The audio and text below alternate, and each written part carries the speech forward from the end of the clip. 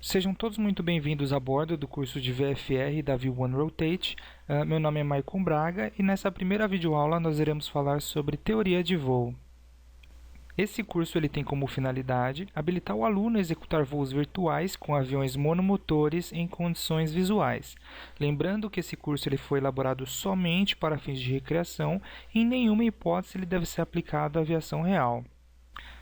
Também não é necessária nenhuma experiência prévia com simulações ou pilotagens de aviões para a realização desse curso e é recomendado o uso de papel e caneta para que você possa fazer as suas anotações. Essa última é uma dica minha que eu recomendo o uso de papel e caneta para ajudar a fixar o conteúdo dessa videoaula.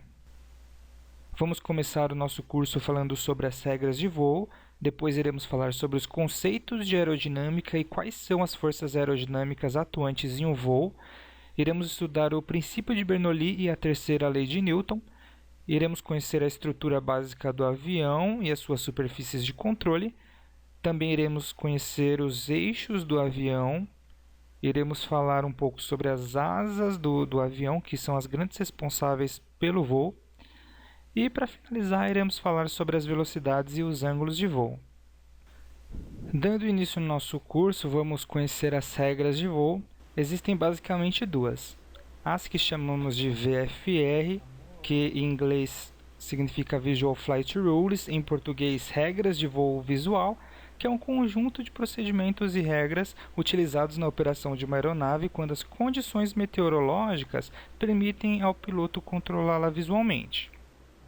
Quando não existe uma condição meteorológica favorável e mínima para a realização de um voo em uma condição visual, aplicam-se as regras IFR.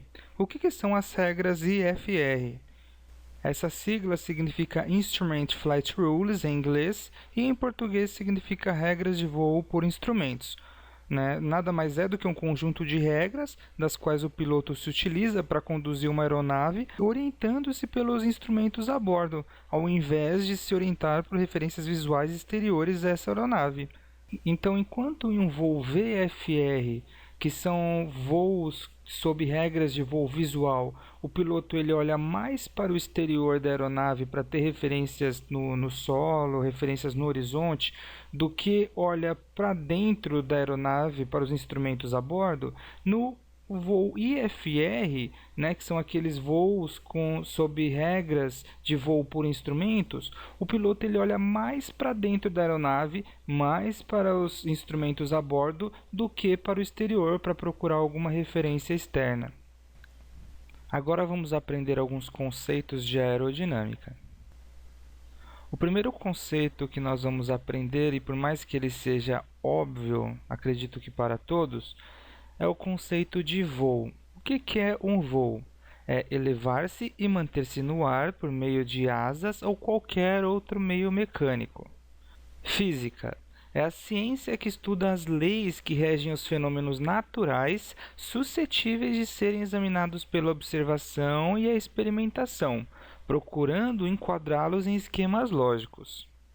Já a aerodinâmica é a parte da física que estuda a força do ar sobre corpos sólidos em movimento e a dinâmica dos fluidos.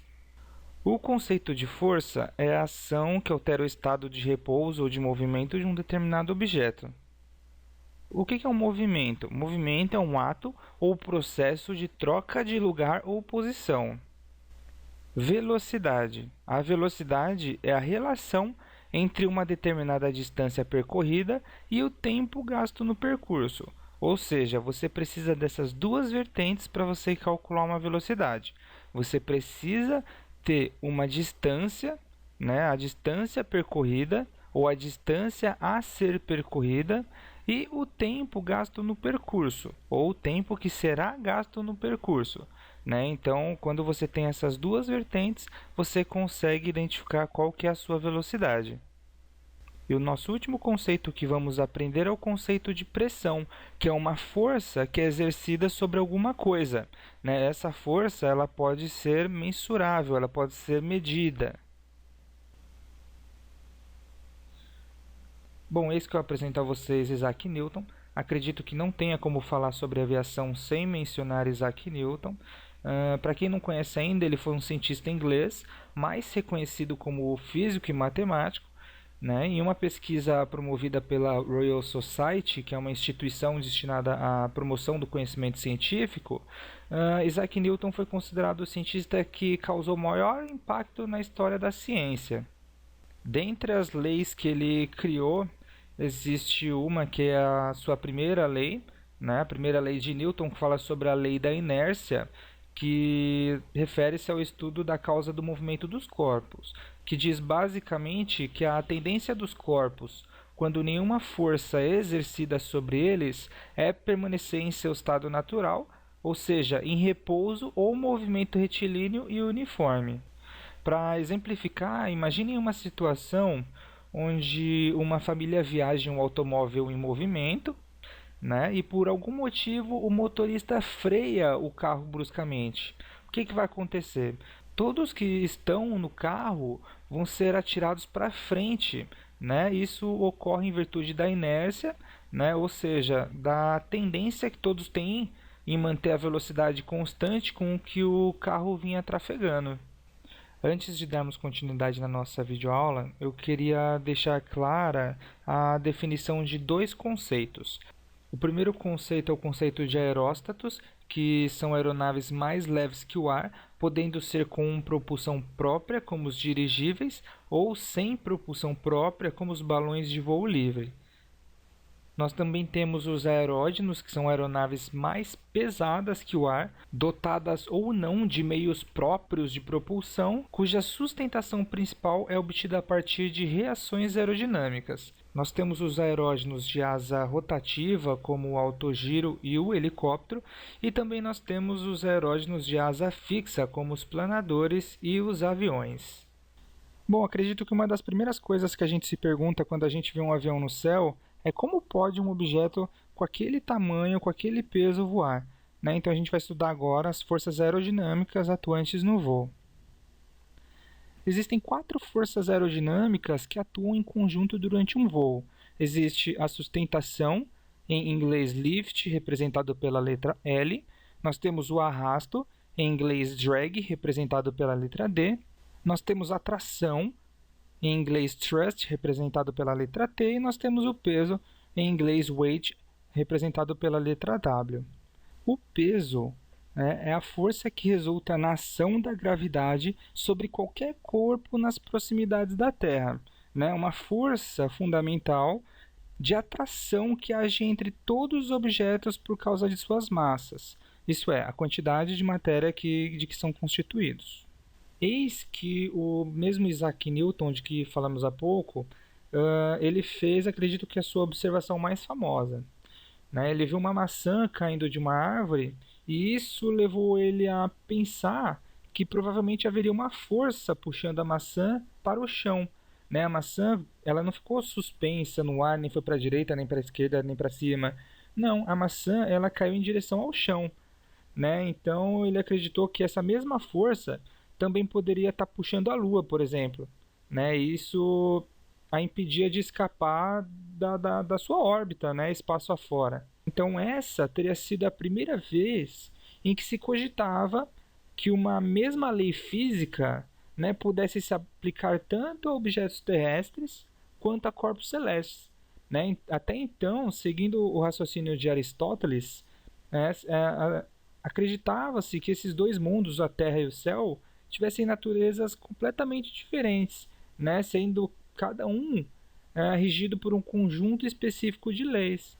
Uma outra força aerodinâmica que atua no voo é a sustentação, que é uma força contrária ao peso e é a responsável por garantir o voo, né? Então, se você tem um avião e você tem a força gravitacional que o empurra para baixo, obviamente que para você se elevar e se manter no ar, você precisa vencer a gravidade, né? Então, essa força que tende a puxar as coisas para cima é chamada sustentação. Na aeronáutica, é a principal força que permite que uma aeronave com asas se mantenha no ar, né? Essa, ao ser maior que o peso total da aeronave, lhe permite decolar. Já a atração ou empuxo, como muitos conhecem, é a força produzida pelo conjunto motopropulsor que resultará em um movimento para frente. Então, a atração ou empuxo é uma força de reação, né, que é descrita inclusive pela terceira lei de Newton, que quando um sistema ele acelera a massa em uma determinada direção, essa massa acelerada vai causar uma força de igual magnitude, mas em sentido oposto. Em termos aerodinâmicos, um avião ele gera empuxo para frente ou gera tração quando o ar é empurrado na direção oposta, ou seja, para trás. Isso pode ser feito de várias maneiras, seja pelas lâminas móveis de uma hélice ou uma turbina, empurrando o ar na parte traseira de um motor a jato, ou até mesmo expelindo gases quentes de um motor de foguete, por exemplo.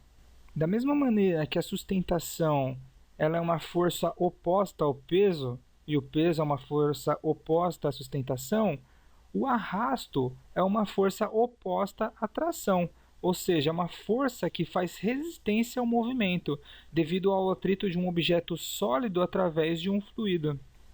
Então, em resumo, quando se tem mais sustentação que peso, você faz com que a aeronave suba.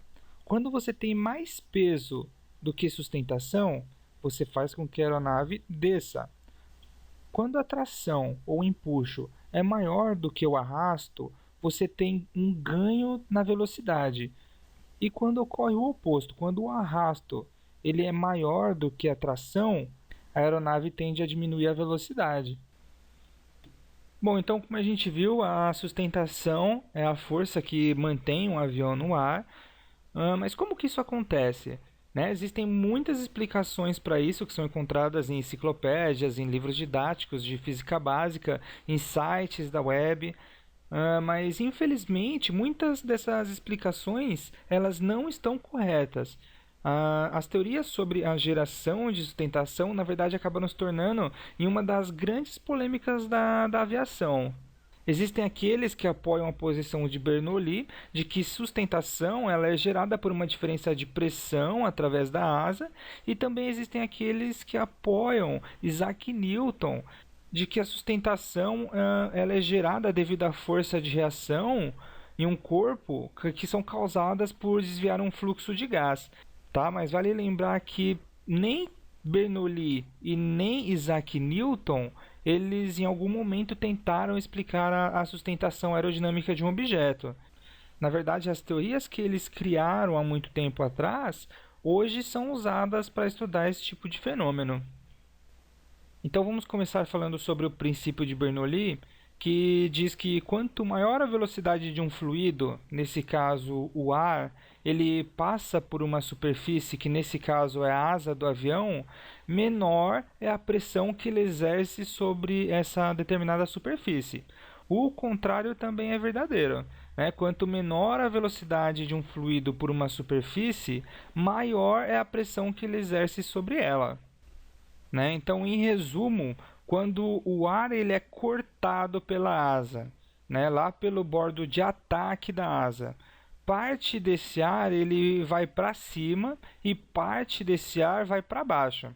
O princípio de Bernoulli diz que, devido à curvatura superior da asa, existe uma diminuição da pressão em cima da asa em relação à pressão embaixo dela. Né? E é essa maior pressão debaixo da asa que supera a força da gravidade que mantém o avião suspenso no ar. Tá? Então ainda se vê o uso do princípio de Bernoulli para explicar o funcionamento da asa, onde diz que seu formato causa uma diferença de pressão em função da velocidade com que o ar passa por cima e por baixo da asa. Tá? E embora exista sim uma diferença de pressão entre a parte de cima e a parte de baixo da asa, a sustentação não é causada pelo seu formato, tá? Mas sim pelo resultado das forças atuando sobre a asa. Tanto isso é verdade que aviões acrobáticos e alguns aviões militares eles podem voar de cabeça para baixo. Tá? O perfil das asas são projetados para diminuir o arrasto, por isso que possui essa assimetria, mas não para obter sustentação. E existe inclusive um documento emitido pela NASA com a informação de que o princípio de Bernoulli, na verdade, não deve ser levado em consideração para explicar a sustentação. Então vamos falar agora sobre a terceira lei de Newton, que é a lei da ação e reação, que diz que para toda ação há sempre uma reação oposta e de igual intensidade, né? Ou seja, uma vez que a superfície inclinada das asas do avião empurra o ar para baixo, o ar ele reage sobre a asa e exerce uma força no sentido vertical sobre a mesma, né? Então, nesse caso, mais crucial que o formato da asa, como dito no princípio de Bernoulli, é o ângulo de ataque, ou seja, a inclinação da asa com que ela corta o ar adiante. Então, só relembrando a primeira lei de Newton, que é a lei da inércia, que diz que a tendência dos corpos, quando nenhuma força é exercida sobre eles, é permanecer em seu estado natural, ou seja, em repouso ou movimento retilíneo uniforme. O que se aplica muito bem nesse caso quando falamos que, à medida que o avião ganha velocidade, mais moléculas de ar são jogadas para debaixo da asa, fazendo com que ela suba. Nesse slide a gente vê a ilustração de um foguete que explica muito bem a terceira lei de Newton, que é a lei da ação e reação. Os foguetes eles voam a partir da propulsão, que também é explicada pela terceira lei de Newton, que diz que para cada ação existe sempre uma reação igual e oposta, né? Ou seja, no foguete, quando os gases do combustível queimado são impulsionados para fora, ao mesmo tempo a nave é impulsionada para cima. Então é possível afirmar que a terceira lei de Newton é a única que é capaz de explicar completamente o fenômeno da sustentação. Vamos conhecer agora a estrutura básica do avião. Primeiramente, nós vamos abordar esse assunto de uma maneira superficial e depois nós vamos nos aprofundar e vamos ver em detalhe as funcionalidades de cada uma dessas partes. A fuselagem é como se fosse o corpo do avião. É a parte onde estão fixadas as asas, a empenagem, é onde se alojam os tripulantes, os passageiros, a carga do voo. Né? Contém ainda os sistemas do avião e, em muitos casos, o trem de pouso, o motor, enfim. Existem três principais tipos de estrutura da fuselagem, que são estrutura tubular, estrutura monocoque e estrutura semi-monocoque. Esses assuntos eles vão ser abordados na aula de conhecimentos técnicos. Os motores, ou o conhecido grupo motopropulsor, são máquinas que são capazes de gerar empuxo, ou gerar tração, como nós vimos há pouco, com o objetivo de projetar uma aeronave para frente. Já a empenagem é uma estrutura do avião que é constituída pela parte terminal da fuselagem, né, e pelos estabilizadores vertical, que é o leme de direção, que orienta o avião para a esquerda ou para a direita, e horizontal, que é o controlador do movimento de subida ou descida do avião. Ela é composta pelos profundores, que são os responsáveis pelos movimentos de arfagem, né, que a gente chama de cabrar, que é subir, e picar, que é descer a aeronave, e pelo leme de direção, que é responsável pelos movimentos de guinada, que são guinada para a direita e guinada para a esquerda. Todos esses assuntos a gente vai abordar mais detalhadamente adiante. A asa do avião é um artefato mecânico que é responsável pela sustentação aerodinâmica. As asas elas estão presentes na maioria dos aparelhos com capacidade de voar, como os aviões, por exemplo. Mais adiante, nós vamos abordar com um pouco mais de detalhes as asas do avião, que são as grandes responsáveis pelo voo. O trem de pouso, ou trem de aterragem, é o principal integrante do sistema de pouso no avião. Ele é usado tanto na decolagem como no pouso. Sem o trem de pouso, é até possível efetuar um pouso, né? Porém, exige muita perícia do piloto e muito conhecimento. Né? Pelo contrário, certamente as consequências serão drásticas.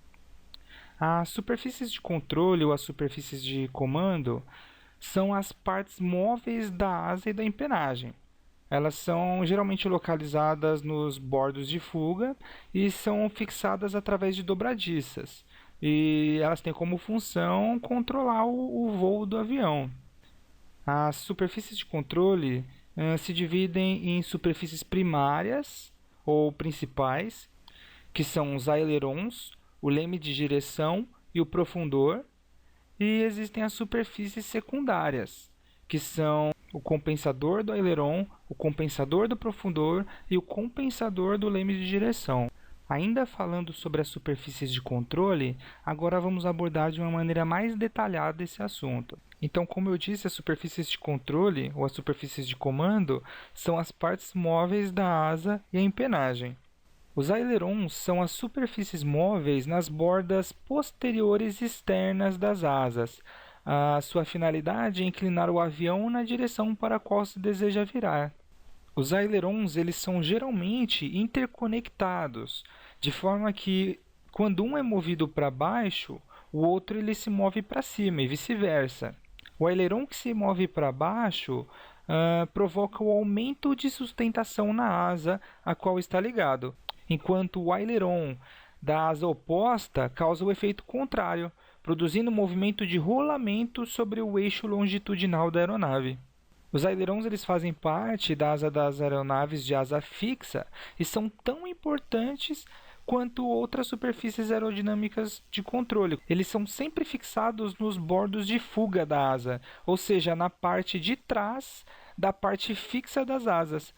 Embora essa expressão seja pouco conhecida e usada no meio aeronáutico, os ailerons também são chamados de lemes de inclinação lateral.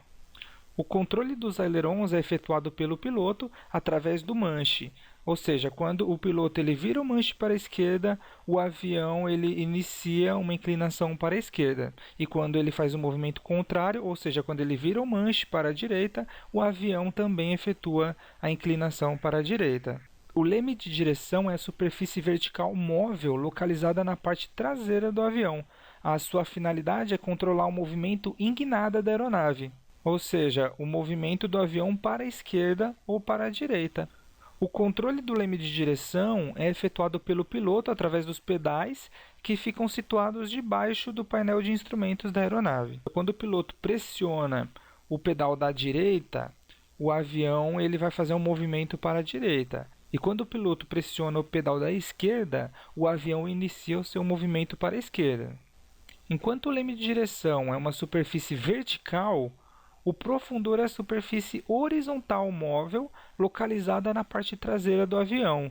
A sua finalidade é elevar ou abaixar o nariz do avião. Ele controla o movimento do avião para cima ou para baixo, ou a subida ou a descida do avião. O controle dos profundores também é efetuado pelo piloto e ele é realizado empurrando o manche ou puxando. Quando se empurra o manche, inicia-se o movimento de descida do avião. E quando você puxa o manche, você inicia o movimento de subida do avião. Agora vamos conhecer os eixos do avião. Existem basicamente três. O eixo longitudinal, que é um eixo imaginário que se estende desde o nariz até a cauda do avião. O movimento que realiza o avião ao redor desse eixo é denominado rolagem ou giro. Esse movimento de rolagem ou giro ele é feito pelos ailerons quando o piloto ele vira o manche para a esquerda ou para a direita.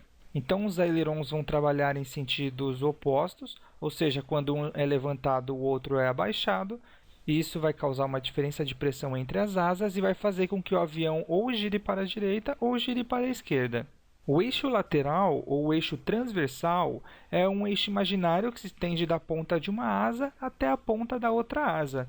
O movimento que realiza o avião ao redor deste eixo se denomina inclinação ou arfagem. Esse movimento ele é feito pelos profundores, que também são realizados pelo manche do avião. Quando o piloto ele puxa o manche do avião, o avião inicia a subida, e quando o manche é empurrado, o avião inicia o movimento de descida. O eixo vertical é uma linha imaginária que atravessa o avião de cima para baixo. É um eixo perpendicular ao eixo longitudinal.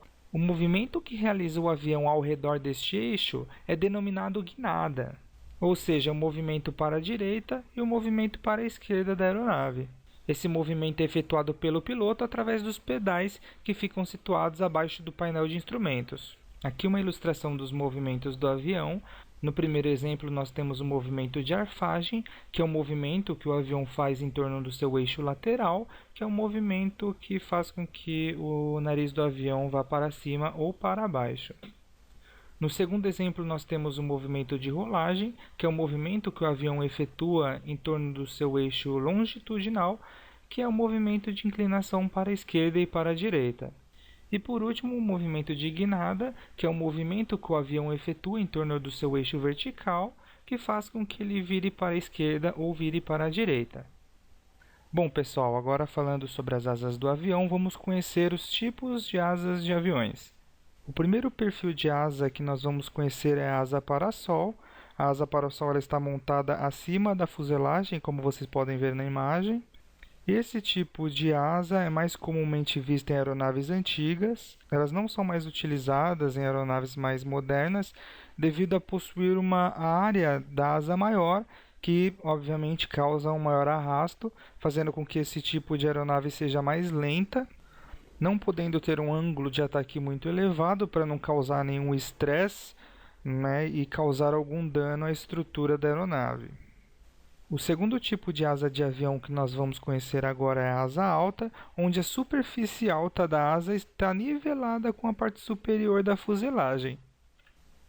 As vantagens desse tipo de configuração de asa é que, devido à maior sustentação da aeronave, ela não precisa de muita pista para efetuar tanto pousos quanto decolagens. Ela pousa e decola também em uma menor velocidade em relação às outras e estola com velocidade bem inferior comparada às outras. As desvantagens é que, devido a essa maior sustentação, a aeronave ela possui um menor desempenho e ela possui também uma menor resposta aos comandos comparado às outras aeronaves de asas baixas, por exemplo. Esse tipo de asa ele pode ser encontrado em duas configurações. A asa cantilever, que é uma asa estruturalmente muito forte e que suporta todo o esforço no seu interior. Ela é reforçada, não requer cabos externos ligados à fuselagem. Basicamente uma asa presa à fuselagem sem qualquer suporte ou estrutura externa. Diferente da asa semi-cantilever, que é a asa fixa na fuselagem com auxílio de suportes. Bom, a asa semi-alta ou asa ombro está montada acima da parte mediana da fuselagem e é uma configuração de asa que é mais comum em aviões militares devido ao compartimento de cargas onde o armamento é carregado. Já a asa média está montada na parte mediana da fuselagem e essa configuração ela geralmente está associada com a menor geração de arrasto entre os tipos de asas devido à localização da estrutura da asa. A maior desvantagem da utilização desse tipo de asa está relacionado com os problemas estruturais, uma vez que é necessária uma estrutura reforçada na fuselagem da aeronave. E por fim, a asa baixa, onde a superfície baixa da asa está nivelada com a parte inferior da fuselagem do avião. A maior vantagem de uma asa baixa está relacionada ao projeto do trem de pouso, pois em muitos casos a própria asa serve como estrutura para suportar as cargas atuantes durante o processo de taxiamento e pouso. Agora, um aspecto negativo em relação a esse tipo de configuração de asa é que a aeronave possui uma menor estabilidade lateral e muitas vezes é necessária a adição do diedro como forma de se garantir a estabilidade da aeronave. Esse assunto a gente vai abordar um pouco mais adiante. Quanto ao número de asas, os aviões podem ser classificados em monoplano, que é uma configuração de aviões com somente um par de asas. Atualmente, quase todos os aviões são monoplanos. Biplano é uma aeronave com uma configuração de asas de tal modo que há duas superfícies de sustentação verticalmente paralelas. Foi uma configuração muito usada até os anos 40, mas caiu em desuso por apresentar um grande arrasto aerodinâmico, impedindo que o avião alcançasse velocidades mais altas, mesmo com motores potentes representando baixa eficiência. Atualmente existem modelos modernos de biplanos, mas com finalidades acrobáticas e agrícolas. O triplano que é uma aeronave com uma configuração de asas com 3 superfícies de sustentação verticalmente paralelas, assim como os modelos biplanos, era uma configuração que visava grande manobrabilidade por possuir asas mais curtas. Por outro lado, os 3 conjuntos de asas impediam que o avião alcançasse velocidades mais altas, mesmo com motores potentes representando baixa eficiência. Foi uma configuração predominantemente usada durante a Primeira Guerra Mundial, mas caiu em desuso por não apresentar grandes vantagens em relação aos modelos biplanos, que possuíam menor arrasto aerodinâmico por terem menos conjuntos de asas. O quadriplano é uma configuração de aeronave em que consiste em 4 asas.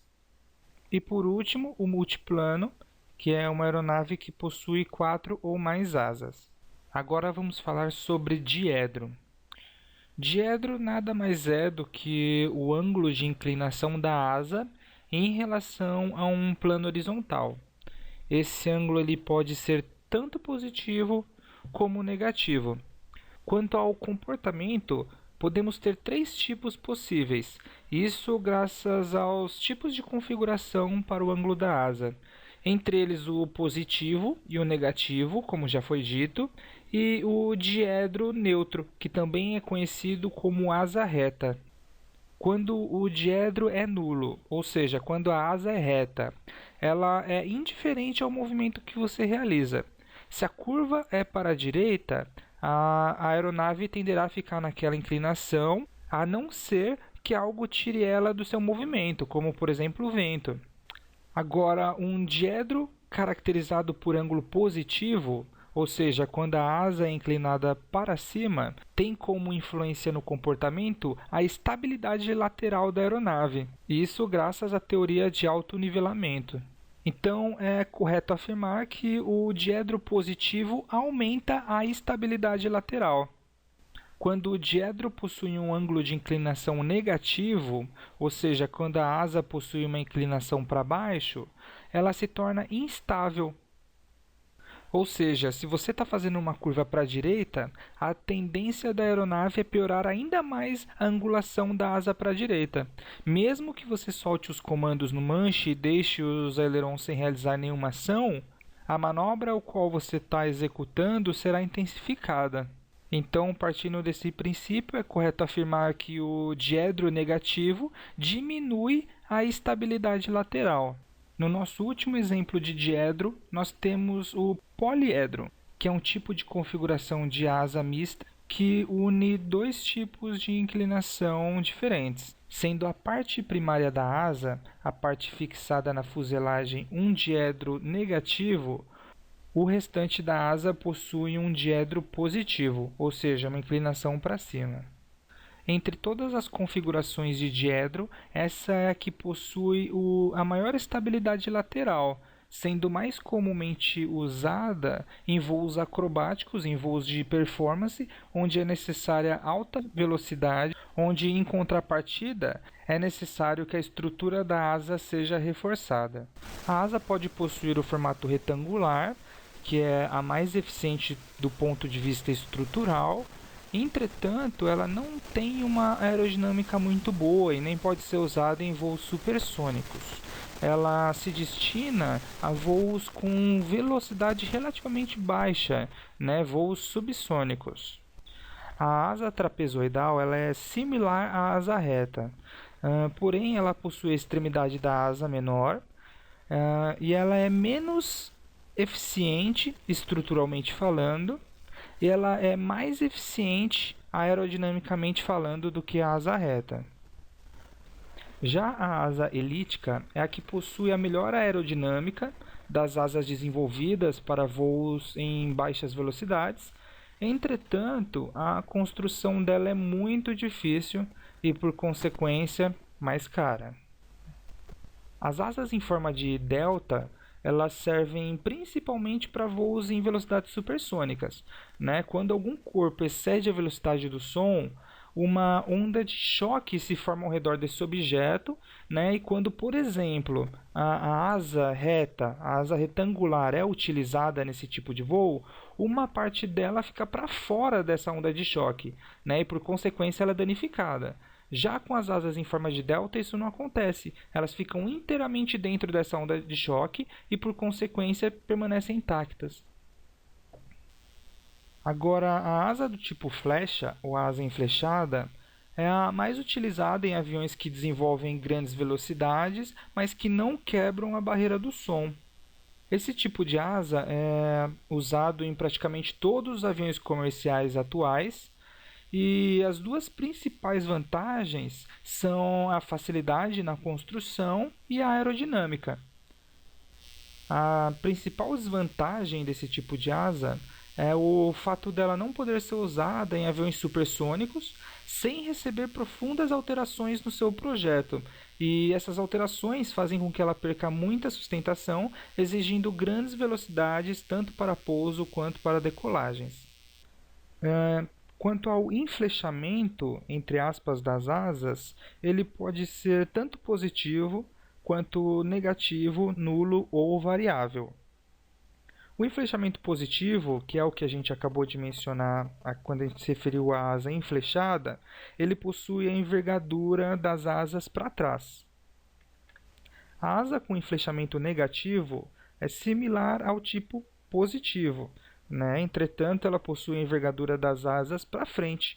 Ela possui três vantagens. A ponta da asa funciona melhor, dificulta o stall, que é a perda de sustentação do avião, e ela combina melhor com certos tipos de avião. Ela pode ser alocada em uma parte mais recuada da fuselagem, entretanto ela é pouco usada, pois ela precisa ser muito rígida e, além disso, ela tende a sofrer com instabilidade ao voar em velocidades muito altas, o que prejudica o controle da aeronave. O enflechamento é considerado nulo quando o eixo de envergadura das asas coincide com o eixo transversal da aeronave, ou melhor, o enflechamento é considerado nulo quando a asa não possui envergadura. E, por fim, a asa com geometria variável, ela permite baixas velocidades de pouso e decolagem e altas velocidades de voo, embora não tão altas quanto as de alguns aviões que utilizam asas em delta. Ela reúne todas as principais características vantajosas das outras asas, sem ter suas desvantagens, pelo menos não permanentemente. Por exemplo, asas com um grande poder de sustentação, elas tendem a ter problemas com o arrasto. Com essa asa, isso não é uma exceção. Entretanto, basta você recolher a asa para diminuir esse problema com o arrasto. Agora vamos conhecer um pouco sobre a estrutura da asa de um avião. A raiz da asa nada mais é do que a extremidade da asa do avião que é fixada na fuselagem, enquanto a ponta da asa, por sua vez, é a outra extremidade da asa do avião. É nessa parte onde está localizado o winglet, que é aquela orelhinha na ponta da asa. A ponta da asa normalmente ela forma um vórtice que transfere para a aeronave barulhos, trepidações, né? Além da perda de sustentação na parte final da asa. Com o dispositivo winglet, aquela orelhinha na ponta da asa, esse problema ele é amenizado. Atualmente, quase 100% das aeronaves de grande porte elas já saem de fábrica com os winglets. Os winglets, que são aquelas orelhinhas na ponta da asa, eles auxiliam na redução do arrasto e melhora a eficiência da aeronave, né, significando um aumento expressivo da velocidade e também na economia do combustível. O bordo de ataque é a parte dianteira da asa do avião, ela é geralmente arredondada. O bordo de fuga é a extremidade traseira da asa do avião, ela é geralmente bem fina, é o ponto por onde o vento se escapa quando em contato com a superfície da asa e é o local onde se encontram os ailerons. Nós chamamos de corda média uma linha imaginária que une o bordo de ataque ao bordo de fuga da asa do avião. As nervuras são as estruturas de madeira ou material sintético que determinam o formato aerodinâmico da asa. As longarinas são os principais elementos estruturais da asa, elas são perpendiculares às nervuras, elas se estendem da raiz até a ponta da asa. A sua construção ela pode ser de madeira ou liga metálica, como nos aviões mais modernos. E por fim, cobrindo toda essa estrutura da asa do avião, nós temos o revestimento. Embora eu não tenha colocado aqui nos slides, nós chamamos de extradorso a parte superior da asa e intradorso a parte inferior da asa do avião. Agora nós vamos conhecer os flaps. Os flaps são dispositivos hipersustentadores que consistem de abas ou superfícies articuladas existentes no bordo de fuga, que é a parte posterior das asas, os quais, quando estendidos, aumentam a sustentação e o arrasto. Entende-se como arrasto a resistência ao avanço, né? Então ele aumenta a sustentação e o arrasto de uma asa pela mudança de curvatura do perfil dessa asa e o aumento da sua área. Durante uma aproximação para um pouso, os flaps eles são ajustados para a sua graduação máxima, né, permitindo que a aeronave reduza a sua velocidade de aproximação, evitando o stall, que é a perda de sustentação. Com isso, a aeronave ela pode tocar o solo numa velocidade mais baixa possível, né, para se obter a melhor performance de frenagem no solo. Já durante uma decolagem, os flaps eles são ajustados adequadamente para produzir uma maior sustentação e um menor arrasto, né, permitindo que a aeronave percorra uma menor distância no solo antes de atingir a velocidade de decolagem. Um outro tipo de dispositivo que também é encontrado na asa de um avião é o slat, ou os slats.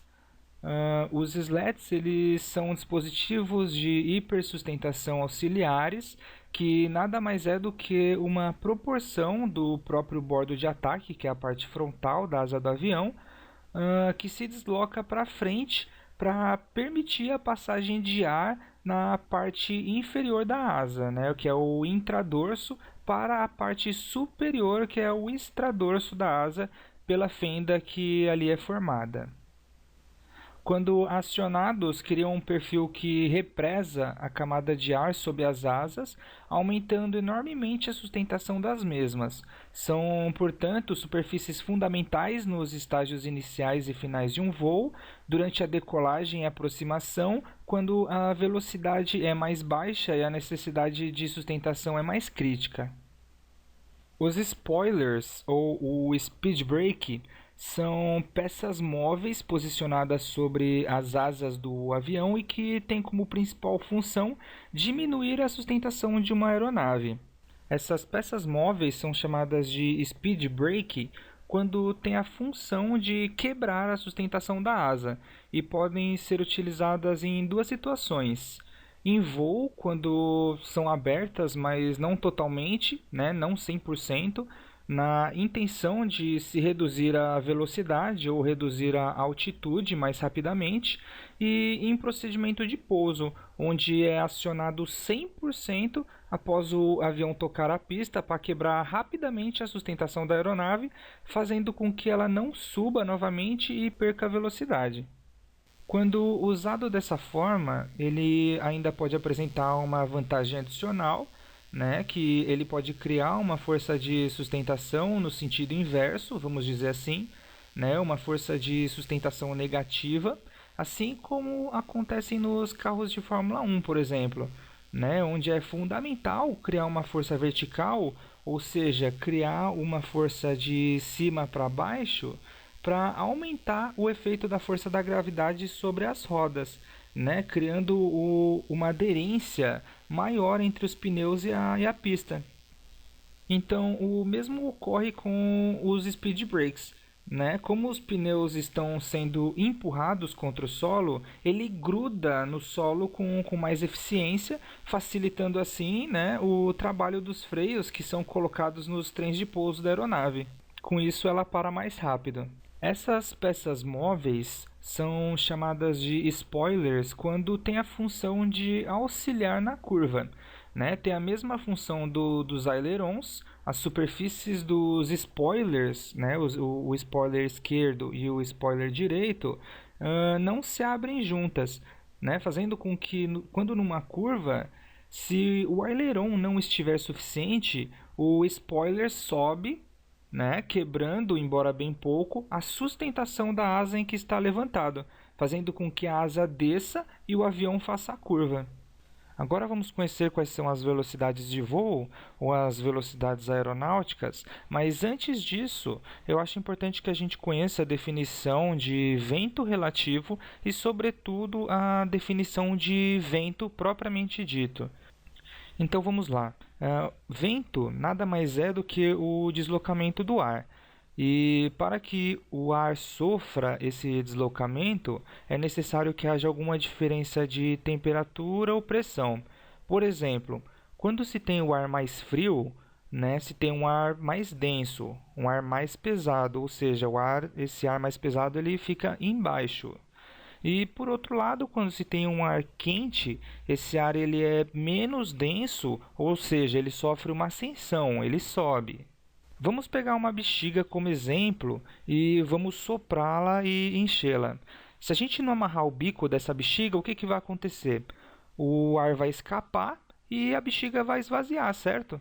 Mas por que isso acontece? Né? A pressão dentro da bexiga ela é maior do que a pressão fora da bexiga. Porque a borracha da bexiga ela vai querer voltar ao estado normal e vai apertar o ar dentro da bexiga, fazendo com que ele saia. Quando esse ar sair pelo bico da bexiga, esse ar ele vai se deslocar e o resultado desse deslocamento é o vento. Ainda pegando uma bexiga como exemplo, se a gente ao invés de soprar, né, a gente encher ela com ar quente e amarrar o bico da bexiga para que o ar não saia e a gente soltar essa bexiga, o que vai acontecer? Ela vai subir, porque o ar quente dentro da bexiga ele é menos denso que o ar frio fora dela, então a bexiga vai subir. Então, repetindo, o vento é a consequência do deslocamento do ar devido à pressão e à troca de temperaturas. Quando uma massa de ar quente encontra uma massa de ar frio, o ar quente é resfriado e ele desce para a superfície terrestre. Um exemplo que eu acho bem oportuno é o ar-condicionado. Você já reparou que todo o ar-condicionado ele fica na parte de cima, geralmente no teto de um cômodo? E é justamente isso. Ele pega o ar quente que fica na parte de cima e o resfria. Esse ar resfriado ele desce e assim que ele esquenta de novo ele sobe. Esse processo ele é chamado de circulação de ar. Então agora sim a gente consegue compreender de uma forma mais clara a definição de vento relativo. O vento relativo é o vento que sopra sobre um corpo em movimento no sentido contrário ao do movimento do corpo. Veja bem, aqui na ilustração nós temos um avião indo da direita para a esquerda e temos um vento relativo agindo no sentido contrário ao do movimento do avião, ou seja, da esquerda para a direita. Então agora vamos usar uma pipa como exemplo. Se a gente soltar uma pipa sem vento, o que vai acontecer? Ela vai cair, né? Isso devido à força da gravidade, como foi percebido lá atrás pelo Isaac Newton. Quando uma pipa é solta sem linha, ela é empurrada pelo vento e acompanha o movimento da corrente de ar. Agora, imaginamos que temos essa pipa amarrada a uma linha e você corre em uma determinada direção segurando essa linha. Independente se nesse dia há incidência de vento ou não, o que vai acontecer? Você vai correr nessa determinada direção e haverá a incidência de vento relativo agindo no sentido oposto ao seu movimento e ao movimento da pipa. Então, a terceira lei de Newton, a lei da ação e reação, também se faz presente aqui. Né? Para toda ação, há uma reação oposta e de igual intensidade. Então, à medida que você corre segurando a linha, que por sua vez está amarrada à pipa, as quatro forças aerodinâmicas se farão presentes. Né? Teremos a questão da gravidade, que todos os corpos estão suscetíveis à ação da gravidade, que é uma força que age de cima para baixo. E ao correr, você vai estar gerando tração, né? E o atrito das moléculas de ar com a superfície da pipa, haverá arrasto, né? Que é a resistência ao avanço. Sendo assim, a pipa vai assumir uma determinada inclinação, e essa inclinação é o que chamamos de ângulo de ataque, que veremos adiante. E assim como a asa do avião, que também possui uma determinada inclinação, o ar embaixo da pipa vai fazer com que ela suba, ou seja, haverá a sustentação. Agora, a velocidade indicada, ou a velocidade relativa, que é a diferença da velocidade de um corpo em relação a um outro corpo. Por exemplo, vamos supor que você está no interior de um ônibus e esse ônibus se desloca a uma velocidade de 100 km por hora. Então, é correto afirmar que a velocidade relativa, né, a velocidade do ônibus em relação a você é zero. Porque da mesma maneira que o ônibus ele está a 100 km por hora, você que está dentro do ônibus também está se locomovendo a 100 km por hora. Então, também é correto afirmar que a sua velocidade relativa, né, a sua velocidade em relação ao motorista, em relação a todos os demais passageiros, também é zero. Diferentemente do que ocorre quando falamos sobre a velocidade relativa do ônibus, ou a sua velocidade relativa, em relação a uma pessoa que está parada fora do ônibus, por exemplo. Então, é correto afirmar que a velocidade relativa entre você e a pessoa que está no exterior do ônibus parada é também de 100 km por hora. Já na aviação, é a velocidade da aeronave em relação ao vento relativo. É a velocidade que é indicada no instrumento de velocidade, né, o velocímetro. É a velocidade também utilizada em procedimentos de decolagem, pouso, aproximação, indicada em diversas cartas aeronáuticas. Né? Todas as restrições de velocidades em procedimentos são citadas em velocidade relativa, em velocidade indicada. A sua representação usual não é em km por hora, como ocorre nos automóveis aqui no Brasil, mas sim em nós.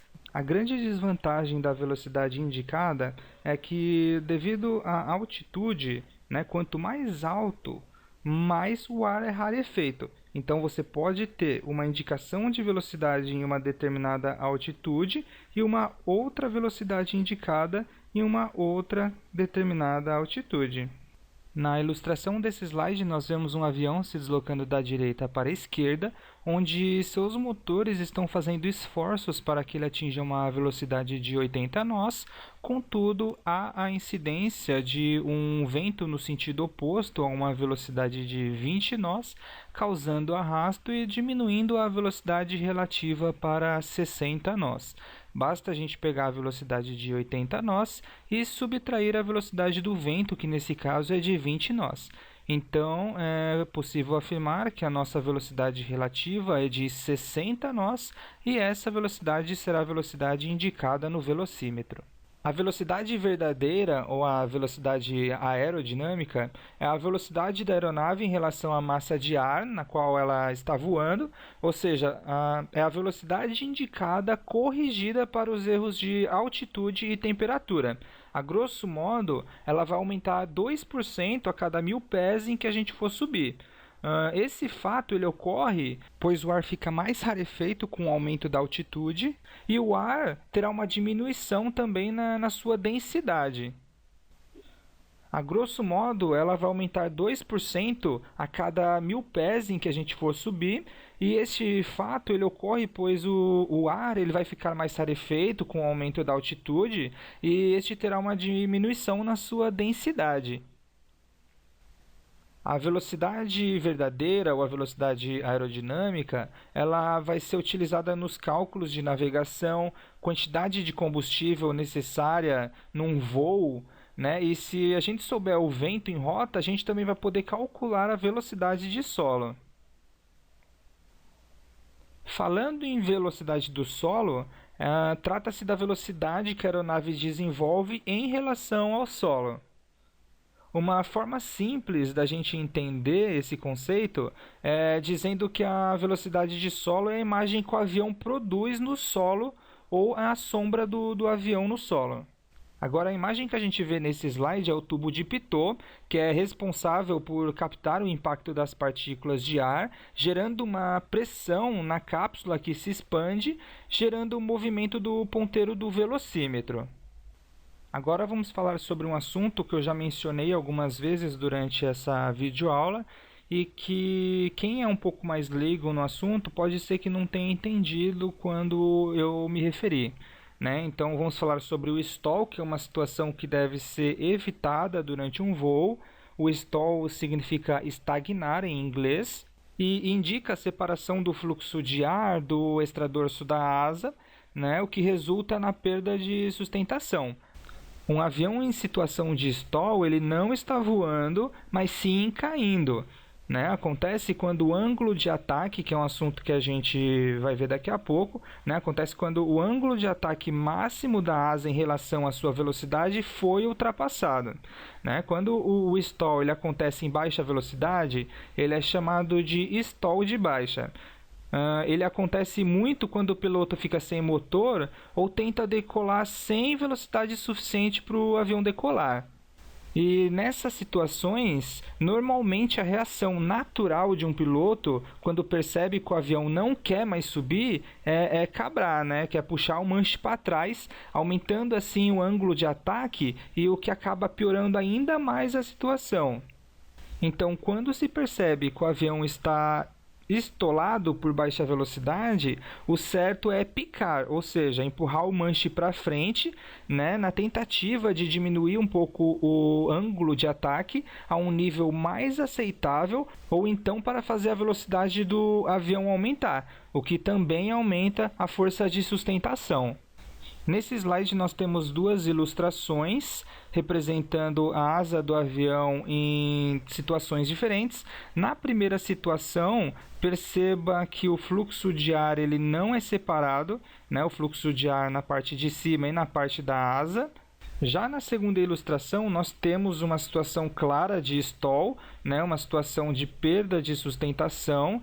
Perceba que a inclinação da asa está elevada, né? O ângulo de ataque está alto, né? O que fez com que o fluxo de ar na parte de baixo e na parte de cima da asa fosse separado. Agora vamos falar sobre o último assunto para encerrar essa videoaula, que é a respeito dos ângulos de voo. Então, antes de prosseguir, vamos relembrar aqui alguns itens que compõem a estrutura da asa do avião. Nós temos a raiz da asa, que é a extremidade onde é fixada na fuselagem do avião. Na outra extremidade, nós temos a ponta da asa, que eu até havia mencionado, que é a parte onde fica aquelas orelhinhas, né, os winglets, que ajudam na aerodinâmica da asa. A parte da frente da asa nós chamamos de bordo de ataque, que é essa parte mais arredondada da asa. E a parte de trás aqui da asa, que é essa parte mais fina, nós chamamos de bordo de fuga. Lembrando que a corda média é uma linha imaginária que se estende do bordo de ataque até o bordo de fuga. Então, o primeiro ângulo de voo que a gente vai conhecer é o ângulo de incidência. Este é o ângulo formado entre a corda média da asa, né? A corda média é aquela linha imaginária que se estende do bordo de ataque ao bordo de fuga da asa, né? E o eixo longitudinal do avião. Esse ângulo ele é imutável, não tem como mudar esse ângulo. Ele é decidido em projeto durante a fase de construção da aeronave. Agora, o ângulo de altitude, ou pitch, é o ângulo formado entre o horizonte e o eixo longitudinal do avião. Durante uma decolagem, o pitch, né, o ângulo de altitude, ele será zero, e a partir do momento que o comandante comandar o nariz da aeronave para subir, o pitch ele vai aumentar entre 7 e 16%, né, dependendo da aeronave e também da situação. E por último, o ângulo de ataque, que é formado entre a corda média da asa e a trajetória da aeronave, né, ou o vento relativo, sendo que quanto maior o ângulo de ataque, maior a sustentação. Né? E a maior sustentação possível de se obter numa aeronave é exatamente no ponto crítico imediatamente antes do stall. Bom, então chegamos ao fim da nossa primeira videoaula sobre VFR.